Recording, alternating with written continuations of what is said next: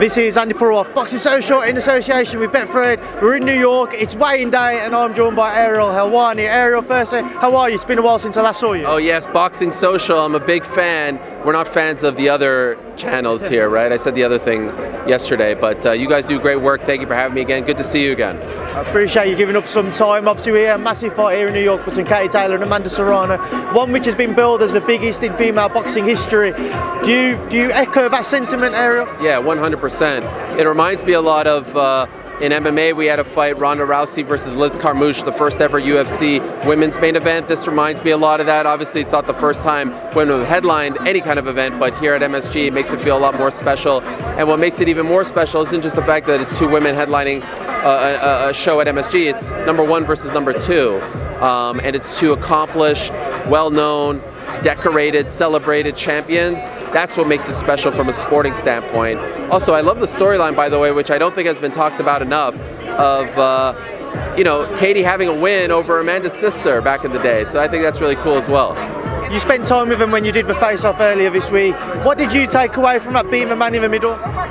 Well, I took away that they don't love doing face-offs. I took away that they respect each other, but there's definitely a competitive rivalry there. They both want to win. Katie's big.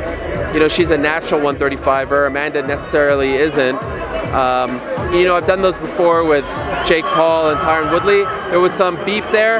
It wasn't like crap talking, but it was like respectful competitiveness, if you will. What do you expect to see on Saturday night when the pair of them are in the ring, Ariel?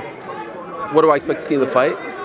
I expect it to go to the distance, and I think that it's a big surprise that Katie Taylor, for me at least, is the underdog. I can understand why she's the underdog, if only because Amanda, here's Eddie. Amanda has looked good in her last two fights, Katie maybe not so much, but I think Katie wins via decision. Just away from that, I want to get your thoughts on a couple of the topics. Tyson Fury stopping Dillian White last weekend. What were your thoughts on that? Incredible performance, incredible scene. 94,000 people were there. I don't think he's going to retire. I really don't. I think we're going to see a lot more of Tyson Fury, whether it's in WWE, whether it's against Francis Ngannou, or whether it's against the winner of Joshua Usyk. He's not walking away. He can't walk away. He's too good and he's making too much money. You mentioned Francis Ngannou there. Do you think that fight will happen at some point in the future? I don't want to guarantee it. I don't think that's fair. I don't think that's accurate. But I think we're getting close to it, and I think it's a strong possibility that by this time next year we see it. We've seen a lot of talk about fighter purses in MMA compared to boxing. For somebody who's as heavily involved in both sides, for you, what's your understanding of the fighters in MMA? How disgruntled are they when they compare? Francis Ngannou's last pay was $650,000, whereas Tyson Fury just got £30 million. Yeah, I mean, they're very disgruntled, but they can only say so much, right? Because they don't want to piss off the brass.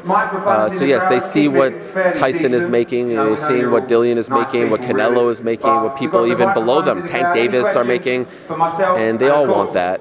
Hopefully, UFC has only been around 30 years, so we have to give them a little more time to evolve, and hopefully they will evolve and the fighters will get more rights and get paid more as well.